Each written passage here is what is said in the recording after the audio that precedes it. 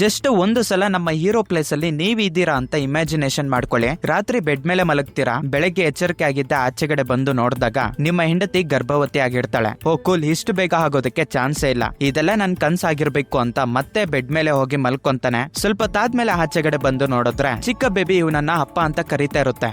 Literally ಹೇಳ್ಬೇಕಂದ್ರೆ ಮಗು ಅಪ್ಪ ಅಂತ ಕರೀತೈತಂತ ಇವನು ತುಂಬಾನೇ ಖುಷಿ ಪಡ್ತಿರ್ತಾನೆ. ಅದನ್ನ ಹೆಂಡತಿ ಹತ್ರನು ಶೇರ್ ಮಾಡ್ಕೊಂತಾನೆ. ಬಟ್ ಹೆಂಡತಿ ಏನಂತಾಳಪ್ಪ ಅಂದ್ರೆ, ಆ ಮಗು ತುಂಬಾ ದಿನಗಳಿಂದ ನಿನ್ನ ಅಪ್ಪ ಅಂತ ಕರೀತಾ ಇದೆಯಲ್ಲ, ಯಾಕೆ ನೀನ್ ಇಷ್ಟೊಂದು ಎಕ್ಸೈಟ್ಮೆಂಟ್ ಆಗಿ ಫೀಲ್ ಆಗ್ತಾ ಇದೀಯಾ ಅಂತ. ಇಲ್ಲಿ ಏನ್ ನಡೀತೈತೆ ಅಂತ ಅವನ್ಗೆ ಸ್ವಲ್ಪನೂ ಕೂಡ ಐಡಿಯಾ ಇರೋದಿಲ್ಲ.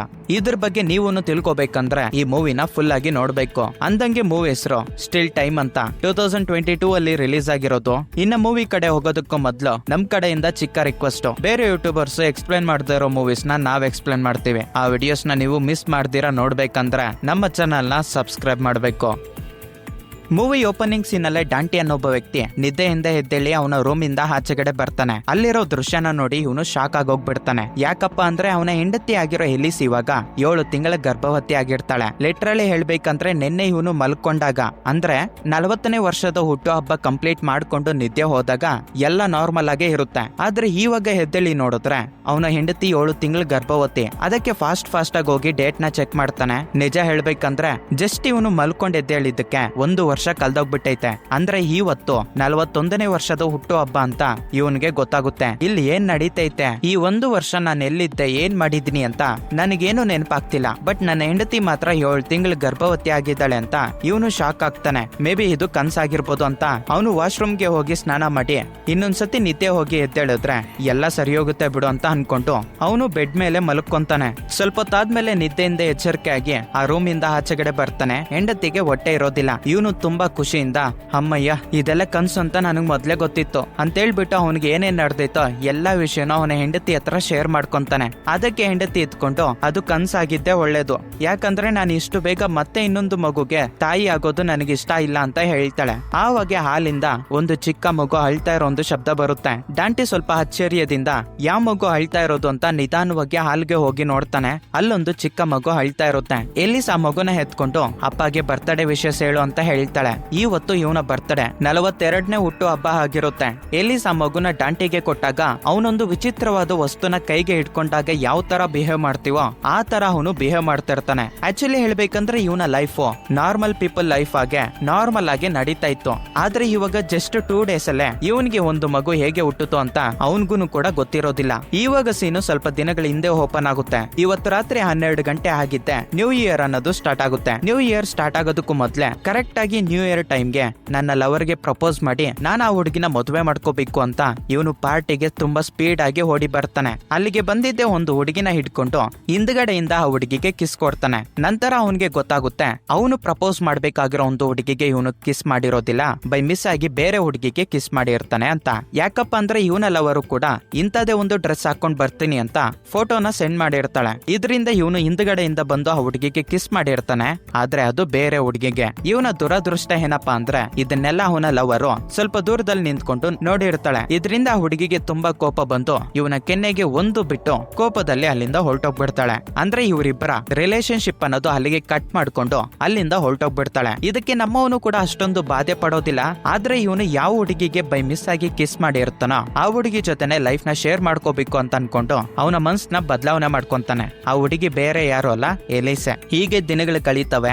ಇವರಿಬ್ರು ಇವಾಗ ಒಂದೇ ಮನೆಯಲ್ಲಿ ಮದುವೆ ಮಾಡ್ಕೊಂಡು ಸಂತೋಷವಾಗಿ ಇವರ ಲೈಫ್ ನ ಲೀಡ್ ಮಾಡ್ತಿರ್ತಾರೆ. ಆಕ್ಚುಲಿ ಹೇಳ್ಬೇಕಂದ್ರೆ ಇವತ್ತು ಅಕ್ಟೋಬರ್ 26, 2010 ಆಗಿರೋದ್ರಿಂದ ಇವತ್ತೇ ನಮ್ಮ ಹೀರೋನ ಬರ್ತ್ಡೇ ಆಗಿರುತ್ತೆ. ಇದರಿಂದ ಅಲೀಸ್ ತನಗೆ ಇಷ್ಟವಾಗಿರೋ ಒಂದು ಡ್ರೆಸ್ ನ ಹಾಕೊಂಡು ಬೆಳಗ್ಗೆನೆ ತುಂಬಾ ಖುಷಿಯಿಂದ ಹಾಡುಗಳಾಡ್ಕೊಂಡು ಡ್ಯಾನ್ಸ್ ಆಡ್ಕೊಂಡು ಅವನನ್ನ ನಿದ್ದೆಯಿಂದ ಹೆಬ್ಬೆಳಿಸ್ತಾಳೆ. ನಂತರ ಅಲೀಸ್ ಹೋಗಿ ಡಾಂಟಿಗೆ ಇಷ್ಟವಾಗಿರೋ ಒಂದು ಪಾನ್ ಕೇಕ್ ನ ಮಾಡ್ತಿರ್ತಾಳೆ. ನಿಜ ಹೇಳ್ಬೇಕಂದ್ರೆ ಡಾಂಟಿ ಇವಾಗ ತುಂಬಾ ಟೆನ್ಷನ್ ಅಲ್ಲಿ ಇರ್ತಾನೆ. ಇವತ್ತು ಅವನ ಕಂಪನಿಯಲ್ಲಿ ತುಂಬಾ ಇಂಪಾರ್ಟೆಂಟ್ ಮೀಟಿಂಗ್ ಇರುತ್ತೆ.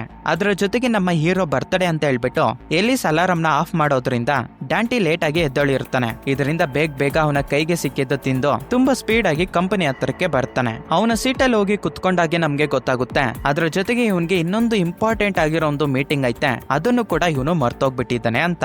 ಅಂಡ್ ಇನ್ನೊಂದ್ ಕಡೆ ಹೆಲಿಸು ಮನೆಯಲ್ಲಿ ಕುತ್ಕೊಂಡು ಆರಾಮಾಗಿ ಡ್ರಾಯಿಂಗ್ ನ ಮಾಡ್ತಿರ್ತಾಳೆ. ಸ್ವಲ್ಪ ಹೊತ್ತಾದ್ಮೇಲೆ ಹೆಲಿಸು ನಮ್ಮ ಹೀರೋಗೆ ಇಷ್ಟವಾಗಿರೋ ಒಂದು ಡ್ರೆಸ್ ನ ಹಾಕೊಂಡು ತನ್ನ ಗೆಳೆಯರ ಜೊತೆ ಸೇರಿ ಗಂಡನ ಬರ್ತ್ಡೇ ಸೆಲೆಬ್ರೇಷನ್ಸ್ಗೋಸ್ಕರ ಪಾರ್ಟಿಗೆ ಬೇಕಾಗಿರೋ ಎಲ್ಲ ಕೆಲ್ಸಗಳು ಇವಳೇ ನೋಡ್ಕೊಂತಾ ಇರ್ತಾಳೆ. ಆವಾಗ ನಮ್ಮ ಹೀರೋ ಎಲ್ಲಿ ಆಫೀಸ್ಗೆ ಕಾಲ್ ಮಾಡಿ ಆಕ್ಚುಲಿ ಹೇಳ್ಬೇಕಂದ್ರೆ ನಮ್ಮ ಅಪ್ಪಗೆ ಒಂದು ಪಾರ್ಸಲ್ ಬಂದೈತೆ, ಅದನ್ನ ಕೊಡೋದಕ್ಕೆ ನಾನು ಲಂಚ್ ಟೈಮ್ ಅಲ್ಲೇ ಹೋಗ್ಬೇಕಾಗಿತ್ತು. ಬಟ್ ಲಂಚ್ ಟೈಮ್ ಅಲ್ಲಿ ನನಗೆ ಮೀಟಿಂಗ್ ಇರೋದ್ರಿಂದ ನಾನು ಅಲ್ಲಿಗೆ ಹೋಗೋದಕ್ಕೆ ಆಗ್ಲಿಲ್ಲ. ತಂದೆಗೆ ಬಂದಿರೋ ಒಂದು ಪಾರ್ಸಲ್ ಕೊಟ್ಬಿಟ್ಟು ನಾನ್ ಮನೆಗೆ ಸ್ವಲ್ಪ ಲೇಟ್ ಆಗಿ ಬರ್ತೀನಿ ಅಂತ ಹೇಳಿರ್ತಾನೆ. ಇವನು ಬೆಳಗ್ಗೆ ಹೋಗೋವಾಗೆ ತನ್ನ ಹೆಂಡತಿಗೆ ಮಾತು ಕೊಟ್ಟಿರ್ತಾನೆ, ನಾನು ಇವತ್ತು ಸ್ವಲ್ಪ ಬೇಗನೆ ಮನೆಗೆ ರಿಟರ್ನ್ ಆಗ್ತೀನಿ ಅಂತ.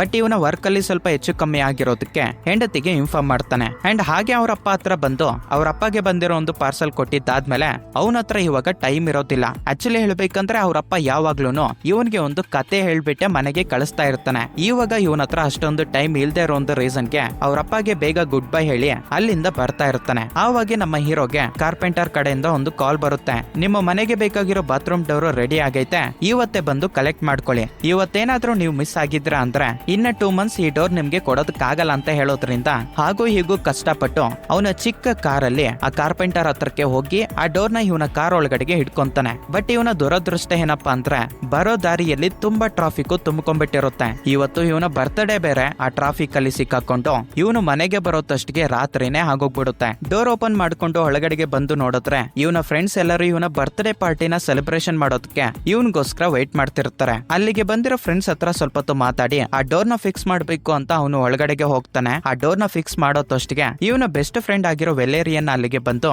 ಇವನಿಗೆ ಒಂದು ಸ್ಪೆಷಲ್ ಗಿಫ್ಟ್ ಕೊಡ್ತಾನೆ. ಅದೇನಪ್ಪಾ ಅಂದ್ರೆ ರೋಲರ್ ಕ್ಯಾಸ್ಟರ್ ಪಾರ್ಕ್ ಗೆ ಸಂಬಂಧಪಟ್ಟಿರೋ 2 ಟಿಕೆಟ್ಸ್ ಆಗಿರುತ್ತವೆ. ಇವರಿಬ್ರು ಚಿಕ್ಕವಾಗಿದ್ದಾಗ ಇದರಲ್ಲಿ ಇವರಿಬ್ರು ಆಟ ಆಡ್ಬೇಕು ಅಂತ ಇವರಿಬ್ರಿಗೂ ತುಂಬಾನೇ ಆಸೆ ಇರುತ್ತೆ. ಬಟ್ ಆ ಟೈಮ್ ಅಲ್ಲಿ ಇವರಿಬ್ರಿಗೂ ಹೋಗೋದಕ್ಕೆ ಆಗಿರೋದಿಲ್ಲ. ಇವಾಗ ವೆಲೇರಿಯನ್ನು ನಮ್ಮ ಹೀರೋನ 40ನೇ ವರ್ಷದ ಹುಟ್ಟುಹಬ್ಬ ಆಗಿರೋದ್ರಿಂದ ಆ ಟಿಕೆಟ್ಸ್ ನ ಅವನಿಗೆ ಗಿಫ್ಟ್ ಆಗಿ ಕೊಟ್ಟು ನಾಳೆನೆ ನಾವಿಬ್ರು ಅಲ್ಲಿಗೆ ಹೋಗಿ ಎಂಜಾಯ್ ಮಾಡೋಣ ಅಂತ ಕೇಳ್ತಾನೆ.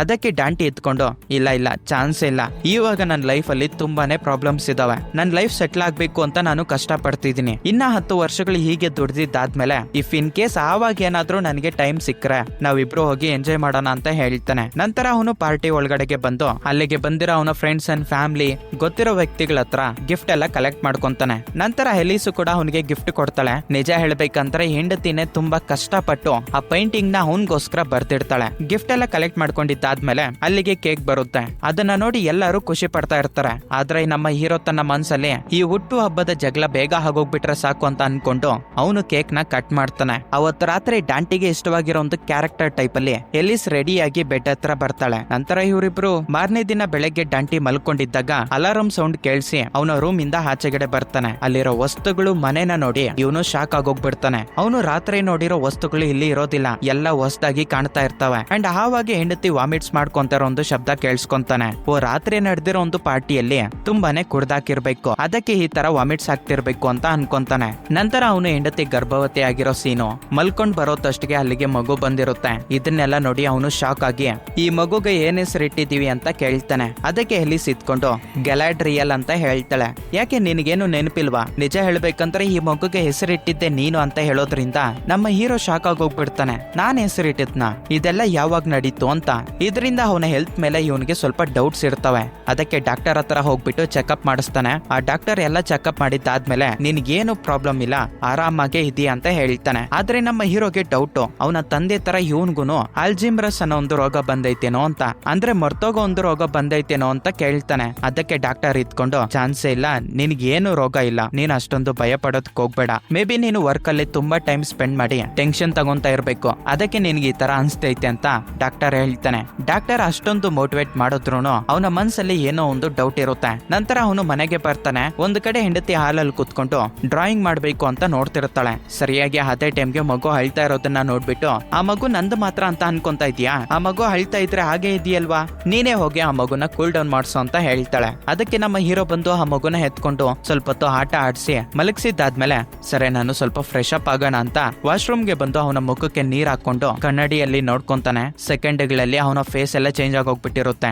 ಮೀಸೆಗಳೆಲ್ಲ ಬಂದು ಅವನು ಸ್ವಲ್ಪ ಏಜ್ ಆಗಿರ್ತಾನೆ. ಡೌಟ್ ಕ್ಲಾರಿಫೈ ಮಾಡ್ಕೋಬೇಕು ಅಂತ ಕಿಚನ್ ಅಲ್ಲಿ ಬಂದು ಕ್ಯಾಲೆಂಡರ್ ನ ಚೆಕ್ ಮಾಡ್ತಾನೆ. ಅದರಲ್ಲಿ ಅಕ್ಟೋಬರ್ 26, 2013 ಅಂತ ಇರುತ್ತೆ. ಇದೆಲ್ಲ ಅವನಿಗೆ ಒಂಥರ ಅನ್ಸ್ತಾ ಇರುತ್ತೆ. ಇದರಿಂದ ಹೆಂಡತಿ ಹತ್ರಕ್ಕೆ ಬಂದು ಅವನಿಗೆ ಏನಾಗ್ತೈತಿ ಅಂತ ಹೇಳೋದಕ್ಕೆ ಪ್ರಯತ್ನ ಮಾಡ್ತಾನೆ. ಆದ್ರೆ ಹೆಂಡತಿ ಮಾತ್ರ ನೀನ್ ನಮ್ಮ ರಿಲೇಶನ್ಶಿಪ್ ಬಗ್ಗೆ ಮಾತಾಡ್ತಾ ಇದೀಯಾ ಅಂತ ಹೇಳ್ಬಿಟ್ಟು ಅವನು ಏನೇ ಮಾತಾಡಿದ್ರು ಅದನ್ನ ಸ್ವಲ್ಪ ನೆಗೆಟಿವ್ ಆಗಿ ಅರ್ಥ ಮಾಡ್ಕೊಂತಾ ಇರ್ತಾಳೆ. ನಂತರ ಅವನು ಕಂಪನಿಗೆ ಹೋಗ್ಬೇಕು ಅಂದಾಗ ಸರಿ ನಮ್ಮ ಮಗಳ ಹತ್ರ ಬಾಯಿ ಹೇಳ್ಬಿಟ್ಟು ಹೋಗು ಅಂತ ಹೇಳ್ತಾಳೆ. ಇದರಿಂದ ಅವನು ಯಾರ ಬಗ್ಗೆ ಮಾತಾಡ್ತಿದ್ದಾಳೆ ಇವಳು ಅಂತ ನಿಧಾನವಾಗಿ ಆಚೆಗಡೆ ಬಂದು ನೋಡ್ತಾನೆ. ಇವನ ಮಗಳಾಗಿರೋ ಗ್ಯಾಲಾಡ್ರಿಯಲ್ಲೋ ಇವಾಗ ಇವಾಗ ಸ್ವಲ್ಪ ದೊಡ್ಡವಳಾಗಿರ್ತಾಳೆ. ನಿಜ ಹೇಳ್ಬೇಕಂದ್ರೆ ತನ್ನ ಮಗಳು ಒಬ್ಬಂಟಿಯಾಗಿ ತನ್ನ ಕಾಲ್ ಮೇಲೆ ನಿಂತ್ಕೊಂಡಿರೋದನ್ನ ನೋಡಿ ಇವನು ತುಂಬಾನೇ ಖುಷಿ ಪಡ್ತಿರ್ತಾನೆ. ಆವಾಗ ಆ ಮಗು ಇದ್ಕೊಂಡು ಅಪ್ಪ ಅಂತ ಕರೆಯುತ್ತೆ. ಇದರಿಂದ ಅವನು ಡ್ಯಾನ್ಸೇ ಮಾಡ್ತಾನೆ. ನೋಡ್ದ ನನ್ನ ಮಗಳು ಫಸ್ಟ್ ಟೈಮ್ ನನ್ನನ್ನ ಅಪ್ಪ ಅಂತ ಕರೀತು ಅಂತ.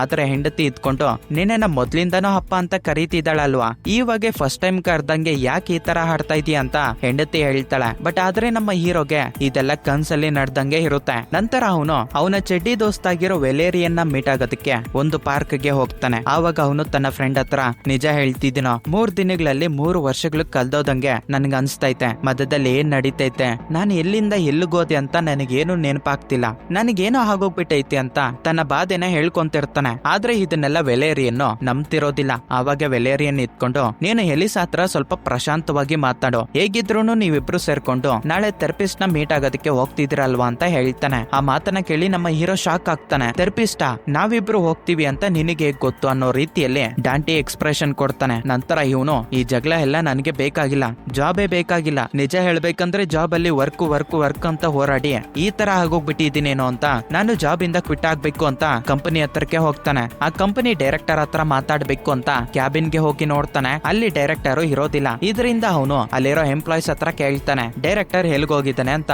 ಇವನು ಈ ಮಾತು ಅಂತ ಇರೋದನ್ನ ನೋಡಿ ಅಲ್ಲಿರೋ ಎಂಪ್ಲಾಯ್ಸ್ ಎಲ್ಲ ಜೋರಾಗಿ ನಗ್ತಾ ಇರ್ತಾರೆ. ಯಾಕಪ್ಪ ಅಂತ ಅವನು ಹಿಂದಕ್ಕೆ ತಿರುಗಿ ನೋಡಿದ್ರೆ ಆ ಡೈರೆಕ್ಟರ್ ರೂಮ್ ಗೆ ಇವನ ಹೆಸರೇ ಇರುತ್ತೆ. ಆಕ್ಚುಲಿ ಹೇಳ್ಬೇಕಂದ್ರೆ ಇವನೇ ಇವಾಗ ಆ ಕಂಪನಿಗೆ ಡೈರೆಕ್ಟರ್ ಆಗಿರ್ತಾನೆ. ಅವನು ಸೀಟ್ ಅಲ್ಲಿ ಕೂತ್ಕೊಂಡು ಸೆಕ್ರೆಟರಿ ಆಗಿರೋ ಫ್ರಾನ್ಸಿಸ್ಕಾನ ಕರೀತಾನೆ. ಸೆಕ್ರೆಟರಿ ಇವನ ಹತ್ರಕ್ಕೆ ಬಂತು, ಯಾಕೆ ನೀನು ಒಂಥರ ಮಾತಾಡ್ತಾ ಇದೀಯಾ, ನಿನ್ಗೇನು ನೆನಪಾಗ್ತಿಲ್ವಾ? 8 ತಿಂಗಳಿಂದ ಈ ಕಂಪನಿಯಲ್ಲಿ ನಿನಗೆ ಪ್ರಮೋಷನ್ ಬಂದು ಡೈರೆಕ್ಟರ್ ಪ್ಲೇಸ್ ಅಲ್ಲಿ ಬಂದು ಕೂತ್ಕೊಂಡಿದ್ಯಾ. ನಿಜ ಹೇಳ್ಬೇಕಂದ್ರೆ ಈ ಕಂಪನಿಗೋಸ್ಕರ ನೀನು ತುಂಬಾನೇ ಹಾರ್ಡ್ ವರ್ಕ್ ಮಾಡಿದ್ಯಾ ಅಂತ ಹೇಳ್ತಾಳೆ. ಈ ಮಾತುಗಳೆಲ್ಲ ಕೇಳ್ತಾ ಇದ್ರೂನು ನಮ್ಮ ಹೀರೋಗೆ ಚೆನ್ನಾಗಿ ಇರುತ್ತೆ. ಬಟ್ ಇವಾಗ ಅವನಿಗೆ ಯಾವ್ದನ್ನು ಕೂಡ ನೆನಪಿರೋದಿಲ್ವಲ್ಲ, ಅದಕ್ಕೆ ನಾನು ಈ ಜಾಬ್ ರಿಸೈನ್ ಮಾಡ್ತೀನಿ ಅಂತ ಹೇಳ್ತಾನೆ. ಅದಕ್ಕೆ ಸೆಕ್ರೆಟರಿ ಇದ್ಕೊಂಡು ಈ ಪೋಸ್ಟ್ ಇಂದ ಬರೋ ಫ್ಯಾಮಿಲಿಗೆ ಬೇಕಾಗಿರೋ ಬೆನಿಫಿಟ್ಸ್, ಇನ್ಸೂರೆನ್ಸ್ ಎಲ್ಲ ಇದಾವೆ, ಈ ಜಾಬ್ ಇಂದ ನೀನೇನಾದ್ರೂ ರಿಸೈನ್ ಮಾಡಿದ್ರೆ ಇವೆಲ್ಲ ಹೊರಟೋಗ್ಬಿಡ್ತವೆ ಅಂತ ಹೇಳ್ತಾಳೆ. ಆವಾಗ ನಮ್ಮ ಹೀರೋಗೆ ಅರ್ಥ ಆಗುತ್ತೆ ನನ್ನ ಫ್ಯಾಮಿಲಿಗೋಸ್ಕರ ನಾನು ಈ ಜಾಬ್ ಅಲ್ಲಿ ಸಿಕ್ಕಾಕೊಂಡಿದ್ದೀನಿ ಅಂತ. ಇನ್ನೊಂದು ವಿಷಯ ಏನಪ್ಪಾ ಅಂದ್ರೆ ಈ ಫ್ರಾನ್ಸಿಸ್ಕಾಗೆ ಆ ಕಂಪನಿಯಲ್ಲಿ ವರ್ಕ್ ಮಾಡ್ತಾರೋ ಎಂಪ್ಲಾಯ್ ಜೊತೆ ಮದುವೆ ಆಗಿರುತ್ತೆ. ಅವರಿಬ್ಬರ ಹನಿಮೂನ್ ಗೆ ಬೇಕಾಗಿರೋ ಹಾಲಿಡೇಸ್ ಗೆ ನಮ್ಮ ಹೀರೋನೇ ಸಿಗ್ನೇಚರ್ ಹಾಕಿರ್ತಾನೆ ಅಂತ ಗೊತ್ತಾಗುತ್ತೆ. ನಂತರ ಎಂಪ್ಲಾಯ್ಸ್ ಎಲ್ಲ ಸೇರ್ಕೊಂಡು ಇವತ್ತು ನಮ್ಮ ಹೀರೋ ಬರ್ತ್ಡೇ ಆಗಿರೋದ್ರಿಂದ ಅವನಿಗೆ ಒಂದು ದೊಡ್ಡ ಕೇಕ್ ನ ತರ್ತಾರೆ. ನಂತರ ಅವನು ಆಫೀಸ್ ಮುಗಿಸ್ಕೊಂಡು ಆಚೆಗಡೆ ಬಂದಿದ್ದೆ. ಅವನ ಹತ್ರ ಇರೋಂತ ಹಳೆ ಕಾರ್ ಹೊರಟೋಗ್ಬಿಟ್ಟು ಇವಾಗ ಲಕ್ಸುರಿಯಸ್ ಆಗಿರೋ ಒಂದು ಕಾರ್ ಬಂದಿರುತ್ತೆ. ಅವನು ಕಾರ್ ಅಲ್ಲಿ ಮನೆಗೆ ರಿಟರ್ನ್ ಬರ್ತಿರುವಾಗ ಇವನ ಹೆಂಡತಿ ಆಗಿರೋ ಎಲ್ಎಸ್ ಕಡೆಯಿಂದ ಕಾಲ್ ಬರುತ್ತೆ. ನಾನು ಥೆರಪಿಸ್ಟ್ ಹತ್ರ ಇದ್ದೀನಿ, ಆ ಪ್ಲೇಸ್ ಹತ್ರಕ್ಕೆ ನೀನು ಬಾ ಅಂತ. ಅವನು ಆ ಥೆರಪಿಸ್ಟ್ ಹತ್ರಕ್ಕೆ ಹೋಗಿ ನಿಜ ಹೇಳ್ಬೇಕಂದ್ರೆ ನನ್ನ ಪ್ರಕಾರ 3 ದಿನಗಳು ಮಾತ್ರನೇ ಆಗೈತೆ, ನನಗ್ ಬೇರೆ ಏನು ನೆನಪಿಲ್ಲ ಅಂತ ಹೇಳ್ತಾನೆ. ಆದ್ರೆ ಎಲಿಸ್ ಮಾತ್ರ ಥೆರಪಿಸ್ಟ್ ಹತ್ರ ಆಕ್ಚುಲಿ ಹೇಳ್ಬೇಕಂದ್ರೆ ನೀನು ಈ 3 ವರ್ಷನೂ ಒಬ್ಬ ಗಂಡನಾಗೆ ಇಲ್ಲ, ನೀನು ಯಾವಾಗ್ಲೂ ಕಂಪನಿಯಲ್ಲೇ ಇರ್ತೀಯ, ವರ್ಕ್ ಅಂತ ಪ್ರೆಷರ್ ಅಲ್ಲಿ ಬಿದ್ದೋಗ್ಬಿಟ್ಟು ರಾತ್ರಿ ಮನೆಗೂ ಬರ್ದಿರಾ ಅದೇ ಕಂಪನಿಯಲ್ಲಿ ಮಲ್ಕೊಂಡ್ಬಿಡ್ತಾ ಇದೀಯಾ, ನಿನಗಂತೂ ಒಂದು ಫ್ಯಾಮಿಲಿ ಐತಿ ಅಂತ ನೀನೇನಾದ್ರೂ ಮರ್ತೋಗ್ಬಿಟ್ಟಿದ್ಯಾ ಅಂತ ಕೇಳ್ತಾನೆ. ಅದಕ್ಕೆ ನಮ್ಮ ಹೀರೋ ಇದ್ಕೊಂಡು ನಾನು ಕಂಪನಿಯಲ್ಲಿ ಅಷ್ಟೊಂದು ಕಷ್ಟ ಪಡೋದು ನಿನಗೋಸ್ಕರ, ನಾನು ಕಂಪನಿಯಲ್ಲಿ ಅಷ್ಟೊಂದು ಕಷ್ಟಪಟ್ಟು ದುಡಿತಾ ಇದ್ರೇನೆ ನೀನು ಆರಾಮಾಗಿ ಮನೆಯಲ್ಲಿ ಕೂತ್ಕೊಂಡು ಡ್ರಾಯಿಂಗ್ಸ್ ಹಾಕೋಬಹುದು ಅಂತಾನೆ. ಆ ಮಾತನ್ನ ಕೇಳಿ ಹೆಂಡತಿಗೆ ಮನ್ಸು ತುಂಬಾನೇ ಬಾಧೆ ಆಗೋಗ್ಬಿಡುತ್ತೆ. ಅವಳ ಕಣ್ಣಲ್ಲಿ ನೀರ್ ಬರೋ ಒಂದು ಸ್ಟೇಜ್ ಗೆ ಬಂದ್ಬಿಡುತ್ತೆ. ಲಾಸ್ಟ್ ಗೆ ಎಲ್ಲಿಸ್ ಅಲ್ಲಿಂದ ಹೊರಟೋಗ್ಬಿಡ್ತಾಳೆ. ನಂತರ ನಮ್ಮ ಹೀರೋನು ಕೂಡ ತನ್ನ ಮನೆಗೆ ರಿಟರ್ನ್ ಬರ್ತಾನೆ. ಅವನು ಅಲ್ಲಿಗೆ ಬರೋತಷ್ಟಿಗೆ ಚಿಕ್ಕ ಮಕ್ಳು ಆಟ ಆಡೋ ವಸ್ತುಗಳೆಲ್ಲ ಎಲ್ಲಂದ್ರೆ ಅಲ್ಲಿ ಬಿದ್ದೋಗ್ಬಿಟ್ಟಿರ್ತವೆ. ಹೀರೋ ಫ್ರಿಡ್ಜ್ ಡೋರ್ ಓಪನ್ ಮಾಡಿ ಅಲ್ಲಿರೋ ಒಂದು ಬೀರ್ನ ಕುಡಿತಾನೆ. ಮತ್ತೆ ಫ್ರಿಡ್ಜ್ ಡೋರ್ ಕ್ಲೋಸ್ ಮಾಡೋತಷ್ಟಿಗೆ ಆ ಫ್ರಿಡ್ಜ್ ಮೇಲೆ ಇರೋ ಇವನ ಫ್ಯಾಮಿಲಿ ಫೋಟೋಸ್ ಎಲ್ಲ ಮಾಯ ಆಗೋಗ್ಬಿಟ್ಟಿರ್ತವೆ. ಲಿಟ್ರಲಿ ಹೇಳ್ಬೇಕಂದ್ರೆ ತನ್ನ ಮಗಳಿಗೆ ಸಂಬಂಧಪಟ್ಟಿರೋ ಯಾವುದೇ ವಸ್ತುನೂ ಅವನ ಮನೆಯಲ್ಲಿ ಇರೋದಿಲ್ಲ. ಇದರಿಂದ ಅವನು ತುಂಬಾ ಭಯದಿಂದ ತನ್ನ ಹೆಂಡತಿಗೆ ಕಾಲ್ ಮಾಡ್ತಾನೆ. ಮನೆಯಲ್ಲಿ ನೀನು ಇಲ್ಲ, ಹಾಗೆ ನನ್ನ ಮಗಳಿಗೆ ಸಂಬಂಧಪಟ್ಟಿರೋ ಒಂದು ವಸ್ತುನೂ ಇಲ್ಲ, ಯಾಕೆ ಅಂತ ಕೇಳ್ತಾನೆ. ಅದಕ್ಕೆ ಹೆಂಡತಿ ಇದ್ಕೊಂಡು ನಾವಿಬ್ರು ಸೇರಿ ಈ ಡಿಸಿಷನ್ ನ ತಗೊಂಡಿದ್ವಲ್ಲ, ಅದೇನಪ್ಪಾ ಅಂದ್ರೆ ನಾವಿಬ್ರು ಸ್ವಲ್ಪ ದಿನ ಸಪರೇಟ್ ಆಗಿ ಇರ್ಬೇಕು ಅಂತ ಹೇಳ್ತಾಳೆ. ಆ ಮಾತು ಕೇಳಿ ನಮ್ಮ ಹೀರೋ ತುಂಬಾ ಬಾಧೆಯಿಂದ ಇಲ್ಲ ಚಾನ್ಸೇ ಇಲ್ಲ, ನಿನ್ನ ಬಿಟ್ಟು ನಾನು ಇರೋದಕ್ಕೆ ಆಗೋದಿಲ್ಲ, ನಾನ್ ನಿನ್ನ ಹತ್ರ ಕೇಳ್ಕೊಂತ ಇದ್ದೀನಿ, ನಾನ್ ನಿನ್ನ ತುಂಬಾ ಪ್ರೀತಿ ಮಾಡ್ತಾ ಇದ್ದೀನಿ, ನಾನ್ ನಿನ್ನ ಹತ್ರಕ್ಕೆ ಬಂದ್ಬಿಡ್ತೀನಿ ಅಂತ ಇವನು ಭಿಕ್ಷೆ ಬೇಡೋ ರೀತಿಯಲ್ಲಿ ಕೇಳ್ಕೊಂತ ಇರ್ತಾನೆ. ಸರಿ ಇವಾಗ ನೀನ್ ಎಲ್ಲಿದ್ಯಾ, ನಾನ್ ಆ ಪ್ಲೇಸ್ ಹತ್ರ ಬರ್ತೀನಿ ಅಂತ ಕೇಳಿದ್ರೆ ಇಲ್ಲ ಟೈಮ್ ಆಗೈತೆ, ನಾನು ಮಗಳನ್ನ ಡ್ಯಾನ್ಸ್ ಕ್ಲಾಸ್ ಹತ್ರ ಬಿಡ್ಬೇಕು ಅಂತ ಹೇಳಿ ಫೋನ್ ನ ಕಟ್ ಮಾಡಾಕ್ ಬಿಡ್ತಾಳೆ. ಆ ಫೋನ್ ಕಾಲ್ ಕಟ್ ಆಗಿದ್ದ ನೆಕ್ಸ್ಟ್ ಸೆಕೆಂಡ್ಗೆ ನಮ್ಮ ಹೀರೋಗೆ ನರ್ಸಿಂಗ್ ಹೋಮ್ ಇಂದ ಕಾಲ್ ಬರುತ್ತೆ. ನಿಮ್ಮಪ್ಪ ಬಾಲ್ಕನಿಯಲ್ಲಿ ಕೂತ್ಕೊಂಡು ಕೆಳಗಡೆಗೆ ಧುಮುಕ್ ಬಿಡ್ತೀನಿ ಅಂತ ಹೇಳ್ತಿದ್ದಾರೆ, ಬೇಗ ಇಲ್ಲಿಗೆ ಬಾ ಅಂತ. ನಂತರ ನಮ್ಮ ಹೀರೋ ಓಡೋಗಿ ಫಾದರು ಬಾಲ್ಕನಿ ಮೇಲೆ ಕುತ್ಕೊಂಡಿರ್ತಾನಲ್ವಾ, ಅವನ ತಂದೆ ಹತ್ರಕ್ಕೆ ಬಂದು ಕನ್ವಿನ್ಸ್ ಮಾಡಿ ಅವನ ತಂದೆನ ಕಾಪಾಡ್ಕೊಂತಾನೆ. ನಂತರ ಅವನು ಮನೆಗೆ ಬರ್ತಾನೆ. ಕಿಚನ್ ಅಲ್ಲಿ ಶಬ್ದ ಆಗ್ತಾ ಇರುತ್ತೆ. ತನ್ನ ಹೆಂಡತಿ ಮತ್ತೆ ರಿಟರ್ನ್ ಬಂದ್ಬಿಟ್ಟಿದ್ದಾಳೆ ಅಂತ ಅವನು ತುಂಬಾ ಖುಷಿಯಿಂದ ಕಿಚನ್ ಒಳಗಡೆಗೆ ಹೋಗಿ ನೋಡ್ತಾನೆ. ಆದ್ರೆ ಅಲ್ಲಿರೋ ಹುಡುಗಿನ ನೋಡಿ ಇವನು ತುಂಬಾನೇ ಭಯ ಪಡ್ತಾನೆ. ಯಾಕಪ್ಪ ಅಂದ್ರೆ ಆ ಹುಡುಗಿ ಬೇರೆ ಯಾರು ಅಲ್ಲ, ಇವನ ಕಂಪನಿಯಲ್ಲಿ ಸೆಕ್ರೆಟರಿ ಆಗಿ ವರ್ಕ್ ಮಾಡ್ತಿರ್ತಾಳಲ್ವಾ ಫ್ರಾನ್ಸಿಸ್ಕಾ ಅಂತ, ಅದೇ ಹುಡುಗಿ. ಫ್ರಾನ್ಸಿಸ್ಕಾ ಇವನ್ನ ನೋಡಿ ಇವನ್ಗೆ ಕಿಸ್ ಕೊಟ್ಟು ಇವನ್ಗೆ ಬರ್ತ್ಡೇ ವಿಶಸ್ ಮಾಡ್ತಾಳೆ. ಅಂಡ್ ಆವಾಗೆ ನಮ್ಗೆ ಗೊತ್ತಾಗುತ್ತೆ ಫ್ರಾನ್ಸಿಸ್ಕಾಗೆ ಮದುವೆ ಆಗಿ ಸ್ವಲ್ಪ ದಿನಗಳಿಗೆ ಅವಳು ತನ್ನ ಗಂಡನ ಹತ್ರ ಡೈವರ್ಸ್ ತಗೊಂಡು ಆಲ್ಮೋಸ್ಟ್ 6 ಮಂತ್ಸ್ ಇಂದ ನಮ್ಮ ಹೀರೋ ಹತ್ರ ಅಫೇರ್ ಇಟ್ಕೊಂಡಿದ್ದಾಳೆ ಅಂತ. ಅಂಡ್ ಇವರಿಬ್ರು ಹೀಗೆ ಮಾತಾಡ್ತಿರುವಾಗ್ಲೇ ಇವರಿರೋ ಒಂದು ಮನೆಗೆ ಯಾರೋ ಬಂದಂಗೆ ಅನ್ಸುತ್ತೆ. ಡಾಂಟಿ ಹೋಗಿ ಚೆಕ್ ಮಾಡ್ತಾನೆ, ಅಲ್ಲಿಗೆ ಎಲೀಸು ಬಂದಿರ್ತಾಳೆ. ಇದರಿಂದ ಅವನು ಫ್ರಾನ್ಸಿಸ್ಕಾ ಹತ್ರಕ್ಕೆ ಬಂದು ನಿನ್ನನ್ನ ಇವಾಗ ನೋಡಿದ್ರೆ ನನ್ ಮೇಲೆ ಕೋಪ ಮಾಡ್ಕೊಂತಾಳೆ, ಪ್ಲೀಸ್ ನೀನ್ ಹೋಗಿ ಬಾತ್ರೂಮ್ ಅಲ್ಲಿ ಬಚ್ಚಿಕೊಂತೀಯ ಅಂತ. ಫ್ರಾನ್ಸಿಸ್ಕಾಗೆ ಇಷ್ಟ ಇಲ್ದಿದ್ರುನು ಬಾತ್ರೂಮ್ ಒಳಗಡೆ ಬಚ್ಚಿಡ್ತಾನೆ. ನಂತರ ಅವನು ಎಲಿಸ್ ಹತ್ರ ಬಂದಿದ್ದೆ. ಆವಾಗ ಎಲೀಸು ನನಗೆ ನಿನ್ನನ್ನ ನೋಡ್ಬೇಕು ಅನ್ಸ್ತು, ಅದಕ್ಕೆ ನಿನ್ನ ಹತ್ರ ಮಾತಾಡ್ಬೇಕು ಅಂತ ಬಂದೆ. ಅದ್ರ ಜೊತೆಗೆ ಇನ್ನೊಂದು ವಿಷಯ ಏನಪ್ಪಾ ಅಂದ್ರೆ ನನ್ನ ಪೇಂಟಿಂಗ್ಸ್ ಸೋಲೋ ಎಕ್ಸಿಬಿಷನ್ ಅನ್ನೋದು ನಡೀತೈತೆ, ಅಲ್ಲಿಗೆ ನೀನ್ ಬರ್ಬೇಕಾಗುತ್ತೆ ಅಂತ ಮಾತಾಡ್ತಿರ್ತಾಳೆ. ಆವಾಗ ನಮ್ಮ ಹೀರೋ ಇದ್ಕೊಂಡು ನನಗೆ ನೀನ್ ಅಂದ್ರೆ ತುಂಬಾ ಇಷ್ಟ, ನಿನ್ನನ್ನ ಬಿಟ್ಟು ನಾನು ಇರೋದಕ್ಕಾಗಲ್ಲ ಅಂತ ಅವನು ಕಣ್ಣಲ್ಲಿ ನೀರ್ ಹಾಕೊಂತಾನೆ. ಅದಕ್ಕೆ ಎಲೀಸು ಕೂಡ ನಾನು ಕೂಡ ನಿನ್ನನ್ನ ಬಿಟ್ಟು ಇರೋದಕ್ಕಾಗಲ್ಲ ಅಂತ ಇಬ್ರು ಹೊಂದಾಗ್ತಿರೋ ಒಂದು ಟೈಮ್ ಅಲ್ಲಿ ಪಕ್ಕದಲ್ಲೇ ಇರೋ ಒಂದು ಟೇಬಲ್ ಕೆಳಗಡೆ ಲೇಡೀಸ್ ಚಪ್ಲಿನ ಎಲೀಸ್ ನೋಡ್ತಾಳೆ. ಇದರಿಂದ ಎಲೀಸ್ ಎಲ್ಲ ಅರ್ಥ ಮಾಡ್ಕೊಂಡು ತುಂಬಾ ಕೋಪದಿಂದ ನಮ್ಮ ಹೀರೋನ ಬೈದು ಅಲ್ಲಿಂದ ಹೊರಟೋಗ್ಬಿಡ್ತಾಳೆ. ನೆಕ್ಸ್ಟ್ ಸೆಕೆಂಡೇ ನಮ್ಮ ಹೀರೋ ಫ್ರಾನ್ಸಿಸ್ಕೋ ಹತ್ರ ಅವರಿಬ್ಬರ ರಿಲೇಶನ್ಶಿಪ್ ನ ಬ್ರೇಕ್ ಮಾಡ್ಕೊಂತಾನೆ. ನನಗೆ ನೀನ್ ಬೇಡ, ನನ್ನ ಹೆಂಡತಿ ಇದ್ರೆ ಸಾಕು ಅಂತ. ಫ್ರಾನ್ಸಿಸ್ಕಾ ಅಲ್ಲಿಂದ ಹೋಗೋದಕ್ಕೂ ಮೊದ್ಲು ಇದನ್ನ ಸ್ಟಾರ್ಟ್ ಮಾಡಿದ್ದು ನೀನೆ, ಇವಾಗ ನೀನೇ ಬೇಡ ಅಂತ ಇದೀಯಾ, ನನಗೆ ನಿನಕ್ಕಿಂತ ಚೆನ್ನಾಗಿರೋನು ಸಿಗಲ್ಲ ಅಂತ ಅನ್ಕೊಂತ ಇದೀಯಾ ಅಂತ ಹೇಳಿ ಅವಳು ಕೂಡ ಇವನನ್ನ ಬೈದು ಅಲ್ಲಿಂದ ಹೊರಟೋಗ್ಬಿಡ್ತಾಳೆ. ಆಕ್ಚುಲಿ ಹೇಳ್ಬೇಕಂದ್ರೆ ನಮ್ಮ ಹೀರೋ ಬರ್ತ್ಡೇ ಆಗಿರೋದ್ರಿಂದ ಇವನ ಬರ್ತ್ಡೇನ ಸೆಲೆಬ್ರೇಷನ್ ಮಾಡೋದಕ್ಕೆ ಇವನ ಫ್ರೆಂಡ್ಸ್ ಎಲ್ಲರೂ ಮನೆ ಹತ್ರ ಬಂದಿರ್ತಾರೆ. ಪ್ರೆಸೆಂಟ್ ಇವನು ತುಂಬಾ ಕೋಪದಲ್ಲಿರೋದ್ರಿಂದ ಪಾರ್ಟಿ ಮಾಡ್ಕೊಳ್ಳೋದಕ್ಕೆ ಅಂತ ಬಂದಿರೋರ್ನ ನೀವ್ ಯಾರು ಇಲ್ಲಿ ಇರೋದಕ್ಕೆ ಹೋಗ್ಬಿಡಿ, ಪ್ಲೀಸ್ ಇಲ್ಲಿಂದ ಹೊರಟೋಗ್ಬಿಡಿ ಅಂತ ಹೇಳ್ತಾನೆ. ಎಲ್ಲರೂ ಅಲ್ಲಿಂದ ಹೊರಟೋಗ್ಬಿಡ್ತಾರೆ. ಇವನ ಬೆಸ್ಟ್ ಫ್ರೆಂಡ್ ಆಗಿರೋ ಅಂದ್ರೆ ಚೆಡ್ಡಿ ದೋಸ್ತ್ ಆಗಿರೋ ವೆಲೇರಿಯನ್ ಮಾತ್ರ ಅಲ್ಲೇ ಇರ್ತಾನೆ. ಡಾಂಟಿ ವೆಲೇರಿಯನ್ ಹತ್ರಕ್ಕೆ ಹೋಗಿ ತನ್ನ ಹೆಂಡತಿ ಬಗ್ಗೆ ಕೇಳ್ತಾನೆ. ನಿಜ ಹೇಳ್ಬೇಕಂದ್ರೆ ನನ್ನ 40ನೇ ವರ್ಷದ ಹುಟ್ಟು ಹಬ್ಬ ದಿನ ಇದೆಲ್ಲ ಬೇಗ ಆಗೋಗ್ಬಿಡ್ಬೇಕು ಅಂತ ಅನ್ಕೊಂಡೆ, ಆವಾಗಿಂದಾನೆ ಇದೆಲ್ಲ ನಡೀತೈತೆ ಅಂತ ಡಾಂಟಿ ತುಂಬಾ ಬಾಧೆ ಪಟ್ಕೊಂಡು ವೆಲೇರಿಯನ್ ಹತ್ರ ಅವನ ಬಾಧೆನ ಶೇರ್ ಮಾಡ್ಕೊಂತಾನೆ. ಅಂಡ್ ಆವಾಗೆ ನಮ್ಗೆ ಗೊತ್ತಾಗುತ್ತೆ ವೆಲೇರಿಯನ್ನು ಕೂಡ ಮದ್ವೆ ಮಾಡ್ಕೊಂಡಿರೋದಿಲ್ಲ, ಮಕ್ಳಿರೋದಿಲ್ಲ, ಅವನ ಕರಿಯರೇ ಹಾಳಾಗೋಗ್ಬಿಟ್ಟಿರುತ್ತೆ. 3 ವರ್ಷಗಳಿಂದ ಇವನು ಕುಡ್ಕೊಂಡು ಹೀಗೆ ಕಾಲ ಕಳೀತಿರ್ತಾನೆ ಅಂತ ಗೊತ್ತಾಗುತ್ತೆ. ಅಂಡ್ ಆವಾಗೆ ವೆಲೇರಿಯನ್ಗೆ ಇವನ ಬರ್ತ್ಡೇಗೆ ಕೊಟ್ಟಿರೋ ರೋಲ್ ಕ್ಯಾಸ್ಟರ್ ಟಿಕೆಟ್ಸ್ ಇದಾವೆ ಅಂತ ಗೊತ್ತಾಗುತ್ತೆ. ನಂತರ ನಮ್ಮ ಹೀರೋ ತನ್ನ ಹೆಂಡತಿ ಮನೆ ಹತ್ರಕ್ಕೆ ಹೋಗಿ ಹೆಂಡತಿ ಹತ್ರ ಕೇಳ್ಕೊಂತಾನೆ, ಪ್ಲೀಸ್ ನನಗೊಂದು ಚಾನ್ಸ್ ಕೊಡು, ನಾನು ಇನ್ಮೇಲೆ ತಪ್ಪೆ ಮಾಡೋದಕ್ಕೆ ಹೋಗೋದಿಲ್ಲ, ನನಗೆ ನೀನು ಬೇಕು ಅಂತಾನೆ. ಅದಕ್ಕೆ ಎಲೀಸ್ ಇದ್ಕೊಂಡು ನಿಜ ಹೇಳ್ಬೇಕಂದ್ರೆ ನೀನು ಪ್ರತಿ ಸಾರಿನೂ ಇದೇ ಮಾತು ಹೇಳ್ತಾ ಇದೀಯಾ, ಪ್ರತಿ ಬರ್ತ್ಡೇಗೂ ಬರೋದು ನಂದೇ ತಪ್ಪಾಯ್ತು, ನಾನು ಇನ್ಮೇಲೆ ಕರೆಕ್ಟ್ ಆಗಿ ಇರ್ತೀನಿ ಅಂತ ಹೇಳ್ತೀಯ, ಬಟ್ ಅದೇ ತರ ಮಾಡ್ತಿದ್ಯಾ, ನಾನ್ ನಿನ್ನನ್ನ ಬಿಟ್ಟು ಒಬ್ಬಂಟಿಯಾಗಿ ಇರೋದನ್ನ ಕಲ್ತ್ಕೊಂಡಿದೀನಿ ಅಂತ ಹೇಳಿ ಅವನ ಮುಖದ ಮೇಲೆನೆ ಡೋರ್ ಕ್ಲೋಸ್ ಮಾಡಕ್ ಬಿಡ್ತಾಳೆ. ನಂತರ ಅವನು ಡೋರ್ ನ ಕಂಟಿನ್ಯೂಸ್ ಆಗಿ ನಾಕ್ ಮಾಡ್ಕೊಂಡು ಪ್ಲೀಸ್ ನನಗೆ ಲಾಸ್ಟ್ ಆಗಿ ಒಂದು ಚಾನ್ಸ್ ಕೊಡು, ನಾನ್ ನಿನ್ನನ್ನ ಚೆನ್ನಾಗಿ ನೋಡ್ಕೊಂತೀನಿ, ಜಾಬ್ ಯಾವುದೇ ಇಲ್ದಿರಾ ನಾನ್ ನಿನಗೋಸ್ಕರ ಟೈಮ್ ಸ್ಪೆಂಡ್ ಮಾಡ್ತೀನಿ ಅಂತ ಕೇಳ್ಕೊಂತಾನೆ. ಆವಾಗ ಡೋರ್ ಓಪನ್ ಆಗುತ್ತೆ. ಬಟ್ ಡೋರ್ ಓಪನ್ ಮಾಡಿದ್ದು ಇವನ ಹೆಂಡತಿ ಅಲ್ಲ, ಒಮರ್ ಅನ್ನೋ ಒಬ್ಬ ಹೊಸ ವ್ಯಕ್ತಿ. ಆಕ್ಚುಲಿ ಹೇಳ್ಬೇಕಂದ್ರೆ ಇವನ ಹೆಂಡತಿ ಆಗಿರೋ ಎಲೀಸು ಇವನನ್ನ ಬಿಟ್ಮೇಲೆ ಒಮರ್ ಅನ್ನೋ ವ್ಯಕ್ತಿನ ಬಾಯ್ ಫ್ರೆಂಡ್ ಆಗಿ ಮಾಡ್ಕೊಂಡು ಅವನ್ ಜೊತೆ ಇದ್ದಾಳೆ ಅಂತ ಗೊತ್ತಾಗುತ್ತೆ. ಆ ಮಾತು ಕೇಳಿದ್ದಾದ್ಮೇಲೆ ನಮ್ಮ ಹೀರೋ ತುಂಬಾ ಮೂಡ್ ಆಫ್ ಆಗೋಗ್ಬಿಡ್ತಾನೆ. ಸರಿಯಾಗಿ ಅದೇ ಟೈಮ್ಗೆ ತನ್ನ ಮಗಳಾಗಿರೋ ಗೆಲೆಡ್ರಿಯಲ್ ಕೂಡ ಅಲ್ಲಿಗೆ ಬರ್ತಾಳೆ. ಇವನ್ಗೆ 4-5 ದಿನಗಳು ಮಾತ್ರನೇ ಆಗಿದ್ರು ತನ್ನ ಮಗಳು ತುಂಬಾ ದೊಡ್ಡವಳಾಗೋಗ್ಬಿಟ್ಟಿರ್ತಾಳೆ. ಇದರಿಂದ ಮಗಳನ್ನ ಕರ್ಕೊಂಡು ಪಾರ್ಕ್ಗೆ ಹೋಗ್ತಾನೆ. ಅವನ ಮಗಳ ಹತ್ರ ಕೇಳ್ತಾನೆ, ನಿನ್ಗೆ ಏನಾದ್ರೂ ಬೇಕಾ, ನಾನ್ ತಗೊಡ್ತೀನಿ ಅಂತ. ಅದಕ್ಕೆ ತನ್ನ ಮಗಳಿದ್ಕೊಂಡು ನಿಧಾನವಾಗಿ ನನಗೆ ನಿನ್ ಜೊತೆ ಟೈಮ್ ಸ್ಪೆಂಡ್ ಮಾಡ್ಬೇಕು ಅಂತ ಅನ್ಸ್ತೈತೆ, ನೀನ್ ನನ್ ಜೊತೆ ಇರ್ತೀಯಾ, ಯಾವಾಗ್ಲೂ ನೋಡಿದ್ರು ನೀನು ಕಂಪ್ಯೂಟರ್ ಮೊಬೈಲ್ ಅಂತಾನೆ ಕುತ್ಕೊಂಡಿರ್ತೀಯ ಅಂತ ಹೇಳ್ತಾಳೆ. ಆ ಮಾತನ್ನ ಕೇಳಿ ನಮ್ಮ ಹೀರೋ ಮನ್ಸು ಕರಗೋಗ್ಬಿಡುತ್ತೆ. ನಂತರ ಅವನು ಮಗಳನ್ನ ಕರ್ಕೊಂಡು ಮನೆ ಹತ್ರ ಬರ್ತಾನೆ. ಅಲ್ಲೊಂದು ಚಿಕ್ಕ ಡಾಗಿ ಇವನ ಕಾಲ ಹತ್ರಕ್ಕೆ ಬರುತ್ತೆ. ಪಕ್ಕದಲ್ಲೇ ಇರೋಂದು ಬಾಲ್ ನ ಎತ್ಕೊಂಡು ಬಿಸಾಕ್ತಾನೆ. ಆ ಡಾಗಿ ಆ ಬಾಲ್ ನ ಎತ್ಕೊಂಡ್ ಬರೋದಕ್ಕೆ ಹೋಗುತ್ತೆ. ಬಟ್ ಬರೋತಷ್ಟಿಗೆ ಆ ಚಿಕ್ಕ ಡಾಗಿ ದೊಡ್ಡದಾಗೋಗ್ಬಿಟ್ಟಿರುತ್ತೆ. ಅಂದ್ರೆ ಇವಾಗ 1 ವರ್ಷ ಕಳ್ದೋಗ್ಬಿಟ್ಟಿರುತ್ತೆ. ಅಂಡ್ ಸರಿಯಾಗಿ ಅದೇ ಟೈಮ್ಗೆ ನಮ್ಮ ಹೀರೋಗೆ ತನ್ನ ಬೆಸ್ಟ್ ಫ್ರೆಂಡ್ ಆಗಿರೋ ವೆಲೇರಿಯನ್ ಕಾಲ್ ಮಾಡಿ ನಾನು 1 ಅವರ್ ಇಂದ ನಿನ್ಗೋಸ್ಕರ ಪಾರ್ಕ್ ಅಲ್ಲಿ ವೇಟ್ ಮಾಡ್ತಿದೀನಿ ಅಂತ ಹೇಳ್ತಾನೆ. ನಮ್ಮ ಹೀರೋ ತನ್ನ ಫ್ರೆಂಡ್ ಅನ್ನ ಮೀಟ್ ಆಗಿ ಮಾತಾಡ್ತಿರೋವಾಗೆ ನಮ್ಗೆ ಗೊತ್ತಾಗುತ್ತೆ ಎಲೀಸ್ ಅಂದ್ರೆ ನಮ್ಮ ಹೀರೋನ ಹೆಂಡತಿ ಹೋಮರ್ ಜೊತೆ ತುಂಬಾ ಸಂತೋಷವಾಗಿ ಇದ್ದು ಇವಾಗ ಅವರಿಬ್ಬರಿಗೂ ಮದ್ವೆ ಆಗೈತೆ, ಅವ್ರು ಆರಾಮಾಗಿದ್ದಾರೆ ಅಂತ ಇನ್ಸ್ಟಾಗ್ರಾಮ್ ಅಲ್ಲಿ ಪೋಸ್ಟ್ ಮಾಡಿದ್ದಾರೆ ಅಂತ ವೆಲೇರಿಯನ್ನು ನಮ್ಮ ಹೀರೋ ಹತ್ರ ಶೇರ್ ಮಾಡ್ಕೊಂತಾನೆ. ಆಕ್ಚುಲಿ ಹೇಳ್ಬೇಕಂದ್ರೆ ನಮ್ಮ ಹೀರೋಗೆ ಇನ್ಸ್ಟಾಗ್ರಾಮ್ ಅಂದ್ರೇನೆ ಏನು ಅಂತ ಗೊತ್ತಿರೋದಿಲ್ಲ. ಆವಾಗ ವೆಲೇರಿಯನ್ ಅಂತಾನೆ, ನೀನೇ ನನ್ನ ಹತ್ರ ಹೇಳಿದ್ದೆ ಅಲ್ವಾ ನಿನ್ನ ಹೆಂಡತಿನ ಮದ್ವೆ ಮಾಡ್ಕೊಂಡಿರೋ ಹೋಮರು ತುಂಬಾ ಒಳ್ಳೆ ವ್ಯಕ್ತಿ ಅಂತ. ಅವನ ಹತ್ರ ಅವನ ಮಾತೆ ಹೇಳೋದ್ರಿಂದ ನಮ್ಮ ಹೀರೋ ಶಾಕ್ ಆಗೋಗ್ಬಿಡ್ತಾನೆ. ಆವಾಗ ಅವನು ಜ್ಯೂಸ್ ಕುಡಿತಿರ್ತಾನೆ. ಅದನ್ನ ನೋಡಿ ನಮ್ಮ ಹೀರೋ ನೀನು ಕುಡಿಯೋದ್ ಯಾವಾಗ ಬಿಟ್ಟೆ ಅಂತ ಕೇಳಿದಾಗ ಏನೋ ಆಗೈತೆ ನಿನಗೆ, ನನಗೆ ಕ್ಯಾನ್ಸರ್ ಅಲ್ವಾ, ಕ್ಯಾನ್ಸರ್ ಅಂತ ಗೊತ್ತಾದ್ಮೇಲೆ ನಾನು ಕುಡಿಯೋದು ಬಿಟ್ಬಿಟ್ಟೆ ಅಂತ ಹೇಳ್ತಾನೆ. ಆವಾಗ ನಮ್ಮ ಹೀರೋಗೆ ಅವನ ಮೇಲೆ ತುಂಬಾ ಕನ್ಸರ್ನ್ ಸ್ಟಾರ್ಟ್ ಆಗೋಗ್ಬಿಟ್ಟು ರೋಲ್ ಕಾಸ್ಟರ್ ಟಿಕೆಟ್ಸ್ ನೆನಪಾಗ್ತವೆ. ನಾವು ನಾಳೆ ಅದಕ್ಕೆ ಹೋಗೋಣ ಅಂತ ವೆಲೇರಿಯನ್ ಹತ್ರ ಕೇಳಿದಾಗ ಇಲ್ವೋ ನನ್ಗೆ ಅಷ್ಟೊಂದು ಪೇಷನ್ಸ್ ಇಲ್ಲ, ಈ ಟೈಮಲ್ಲಿ ಆ ಪ್ಲೇಸ್ ಹತ್ರಕ್ಕೆ ಬರೋದಕ್ಕಾಗಲ್ಲ ಅಂತ ಹೇಳ್ತಾನೆ. ನಂತರ ನಮ್ಮ ಹೀರೋ ಅವನ ಫ್ರೆಂಡ್ ಅನ್ನ ಗಟ್ಟಿಯಾಗಿ ಹಗ್ ಮಾಡ್ಕೊಂಡು ನಾಳೆ ಮಾರ್ನಿಂಗು ಖಂಡಿತ ನಿನ್ನ ಮೀಟ್ ಆಗ್ತೀನಿ ಅಂತ ಮಾತು ಕೊಡ್ತಾನೆ. ಡಾಂಟಿ ಅವತ್ತು ರಾತ್ರಿ ತನ್ನ ಹೆಂಡತಿ ಆಗಿರೋ ಎಲಿಸ್ ಹಾಕಿರೋ ಪೇಂಟಿಂಗ್ಸ್ ಎಕ್ಸಿಬಿಷನ್ ನಡೀತಾ ಇದ್ರೆ ಆ ಪ್ಲೇಸ್ ಹತ್ರಕ್ಕೆ ಹೋಗ್ತಾನೆ. ಅಲ್ಲಿರೋ ಪೇಂಟಿಂಗ್ಸ್ ನ ನೋಡ್ತಿರುವಾಗ ಇವನ್ಗೆ ಇವನ ಲೈಫ್ ಅಲ್ಲಿ ಏನೇನ್ ನಡೆದೈತಿ ಅಂತ ಎಲ್ಲಾನು ನೆನಪಾಗುತ್ತೆ.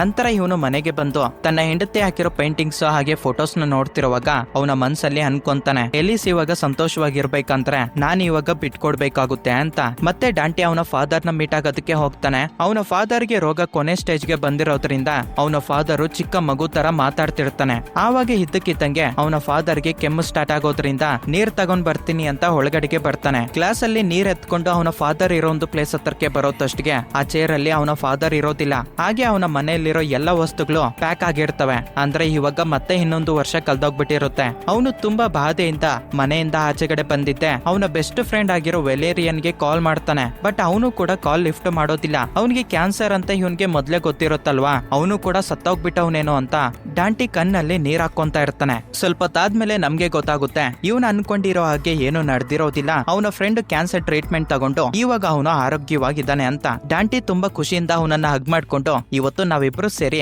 ರೋಲ್ ಕಾಸ್ಟರ್ ಗೆ ಹೋಗ್ಲೇಬೇಕು ಅಂತ ಆ ಟಿಕೆಟ್ಸ್ ನ ಎತ್ಕೊಂಡು ಆ ಫನ್ ವರ್ಲ್ಡ್ ಗೆ ಹೋಗ್ತಾರೆ. ನಿಜ ಹೇಳ್ಬೇಕಂದ್ರೆ ಇಬ್ರುನು ದೊಡ್ಡವರಾಗಿದ್ರು ಚಿಕ್ಕ ಮಕ್ಕಳ ತರ ತುಂಬಾನೇ ಎಂಜಾಯ್ ಮಾಡ್ತಾರೆ. ಆದ್ರೆ ಮಧ್ಯದಲ್ಲಿ ಡಾಂಟಿ ಕಣ್ತಿರುಗಿ ಬಿದ್ದೋಗ್ಬಿಡ್ತಾನೆ. ಅವನಿಗೆ ಎಚ್ಚರಿಕೆ ಆಗೋತ್ತಷ್ಟಿಗೆ ಅವನ ಮೊಬೈಲ್ ಗೆ ತುಂಬಾ ಮೆಸೇಜಸ್ ಕಾಲ್ಸ್ ಬರ್ತಿರ್ತವೆ. ಅವನು ಕಾರಲ್ಲಿ ಹೋಗೋವಾಗ ಇವನ ಬೆಸ್ಟ್ ಫ್ರೆಂಡ್ ಆಗಿರೋ ವೆಲೇರಿಯನ್ನು ಇವನ್ಗೆ ಹಾಗೆ ಇವನ ಹೆಂಡತಿ ಆಗಿರೋ ಎಲಿಸ್ಗೆ ಕಾಲ್ ಮಾಡಿ ಇವತ್ತು ರಾತ್ರಿಗೆ ನೀವಿಬ್ರು ನನ್ ಮನೆಯಲ್ಲೇ ಇರಬೇಕು ಅಂತ ಕಾನ್ಫಿಡೆನ್ಸ್ ಕಾಲಲ್ಲಿ ಮಾತಾಡ್ತಾನೆ. ಹಾಗೆ ಡಾಂಟಿ ಕಂಪನಿಗೆ ಬಂತು. ಇಷ್ಟು ದಿನಗಳಿಂದ ನಾನು ಹಾಲಿಡೇಸ್ ತಗೊಂಡಿಲ್ಲ, ಇವಾಗ ನಿಮ್ಗೆ ಹೇಳ್ತಿದ್ದೀನಿ ಕಂಪನಿಗೆ ನಾನು 3 ಮಂತ್ಸ್ ಬರೋದಿಲ್ಲ. ಯಾವನಾದ್ರೂ ಅದು ಇದು ಅಂತ ಕಾಲ್ ಮಾಡಿದಿರೋ ಅವನನ್ನ ಸಾಯಿಸ್ಬಿಡ್ತೀನಿ ಅಂತ ಹಾಲಿಡೇಸ್ ತಗೊಂಡು ಹಾಗೆ ಹೋಗೋವಾಗ ಫ್ರಾನ್ಸಿಸ್ ಹತ್ರಕ್ಕೆ ಬಂದು ಸಾರಿ ಕೇಳ್ತಾನೆ. ಮನೆಗೆ ರಿಟರ್ನ್ ಬರೋವಾಗ ಮಧ್ಯ ದಾರಿಯಲ್ಲಿ ಒಂದತ್ರ ಕಾರ್ ನಿಲ್ಸ್ತಾನೆ. ಅಲ್ಲಿರೋ ಒಂದು ಅನಿಮಲ್ ಶೆಲ್ಟರ್ ಗೆ ಹೋಗಿ ಒಂದು ನಾಯಿನ ತಗೊಂತಾನೆ. ಅದು ಅವನ ಮಗಳಿಗೆ ಗಿಫ್ಟ್ ಕೊಡ್ಬೇಕು ಅಂತ ತಗೊಂಡಿರ್ತಾನೆ. ಅವನು ಮನೆ ಹತ್ರ ಬಂದಿದ್ದೆ ಎಲಿಸು ಹಾಗೆ ತನ್ನ ಮಗಳು ಇವನಿಗೋಸ್ಕರ ವೈಟ್ ಮಾಡ್ತಿರ್ತಾರೆ. ಮಗಳಿಗೆ ಆ ಚಿಕ್ಕ ನಾಯಿನ ಗಿಫ್ಟ್ ಆಗಿ ಕೊಟ್ಟು ಎಲಿಸ್ ಹತ್ರ ಅಂತಾನೆ,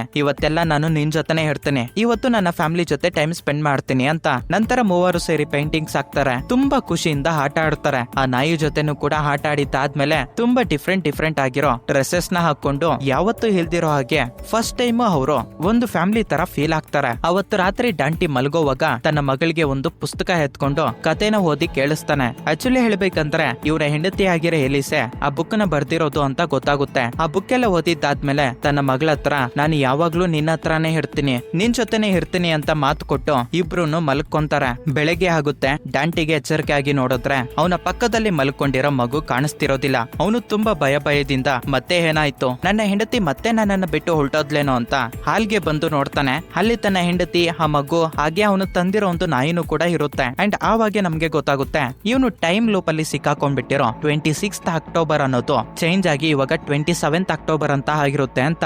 ಇವಾಗ ಟೈಮ್ ಲೂಪ್ ನಿಂತೋಗ್ಬಿಟ್ಟಿರುತ್ತೆ. ಅವನು ತನ್ನ ಹೆಂಡತಿ ಹತ್ರಕ್ಕೆ ಬಂದು ನನ್ನನ್ನ ಕ್ಷಮಿಸ್ಬಿಡು, ಕಳೆದ ವರ್ಷಗಳಿಂದ ನಾನ್ ನಿನಗೆ ತುಂಬಾನೇ ತೊಂದರೆ ಕೊಟ್ಟಿದ್ದೀನಿ. ನಾನು ನಿನಗೆ ಹಾಗೆ ನನ್ನ ಫ್ಯಾಮಿಲಿಗೆ ಟೈಮ್ ಕೊಡ್ಬೇಕಾಗಿತ್ತು, ಬಟ್ ನನ್ನ ಕೈಯಲ್ಲಿ ಕೊಡೋದಕ್ಕೆ ಆಗ್ಲಿಲ್ಲ. ಕಲ್ದೋಗಿರೋ ಕಾಲ ನಾನು ಹಿಂದಕ್ಕೆ ತಗೊಂಡ್ ಬರೋದಕ್ಕಾಗೋದಿಲ್ಲ, ಬಟ್ ನಿನಗೆ ಮಾತು ಕೊಡ್ತಾ ಇದ್ದೀನಿ, ನಾನು ಬದ್ಲಾಗ್ತೀನಿ ಅಂತ ಹೇಳ್ತಾನೆ. ಅದಕ್ಕೆ ಹೆಂಡತಿ ಇದ್ಕೊಂಡು ಒಂದೇ ದಿನದಲ್ಲಿ ಯಾರನ್ನು ಕೂಡ ಬದ್ಲಾಗೋದಕ್ಕೆ ಚಾನ್ಸೇ ಇಲ್ಲ ಅಂದಾಗ ಅದಕ್ಕೆ ಡಾಂಟಿ ಇಲ್ಲ ಇವಾಗ ನಾನು ಬದ್ಲಾಗಿದ್ದೀನಿ, ನಿನಗೋಸ್ಕರ ಫ್ಯಾಮಿಲಿ ಜೊತೆ ಟೈಮ್ ಸ್ಪೆಂಡ್ ಮಾಡ್ಬೇಕು ಅಂತ ಕಂಪನಿಯಲ್ಲಿ 3 ಮಂತ್ಸ್ ಹಾಲಿಡೇಸ್ ತಗೊಂಡಿದ್ದೀನಿ. ಈ 3 ಮಂತ್ಸ್ ಎಲ್ಲಾನು ಪ್ರತಿಯೊಂದು ಸೆಕೆಂಡ್ ನಿಮ್ ಜೊತೆನೆ ಟೈಮ್ ಸ್ಪೆಂಡ್ ಮಾಡ್ತೀನಿ ಅಂತ ಹೇಳ್ತಾನೆ. ಹೀಗೆ ಇವರಿಬ್ರು ಒಂದಾದಂಗೆ ತೋರಿಸಿ ಮೂವಿನ ಇಲ್ಲಿಗೆ ಎಂಡ್ ಮಾಡ್ತಾರೆ. ಮೇ ಬಿ ಈ ಮೂವಿಯಿಂದ ಡೈರೆಕ್ಟರ್ ಏನ್ ಹೇಳ್ಬೇಕಪ್ಪ ಅಂತ ಅನ್ಕೊಂತಿದ್ದಾನೆ ಅಂದ್ರೆ, ಒಬ್ಬ ನಾರ್ಮಲ್ ಹ್ಯೂಮನ್ ದುಡ್ಡು ಸಂಪಾದನೆ ಮಾಡಿದ್ರೆ ಸಾಕು, ನಾನು ನನ್ನ ಫ್ಯಾಮಿಲಿ ಜೊತೆ ಹ್ಯಾಪಿಯಾಗಿ ಇರ್ಬೋದು ಅಂತ ಅನ್ಕೊಂತಾನೆ. ಬಟ್ ಅವನು ಅವನ ಫ್ಯಾಮಿಲಿಗೆ ಕೊಡೋ ಒಂದು ಟೈಮ್ ಅಲ್ಲೇ ಅವನ ಹ್ಯಾಪಿನೆಸ್ ಇರುತ್ತೆ ಅಂತ ಯಾರೂ ಕೂಡ ಯೋಚನೆ ಮಾಡೋದಕ್ಕಾಗಲ್ಲ.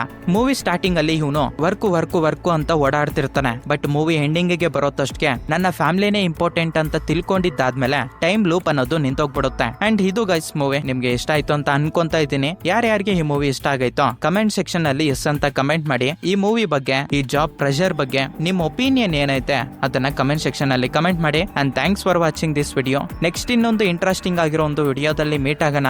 ಸೆನಿಂಗ್ ಆಫ್ ನಿಮ್ಮ ವರ್ಧಾ.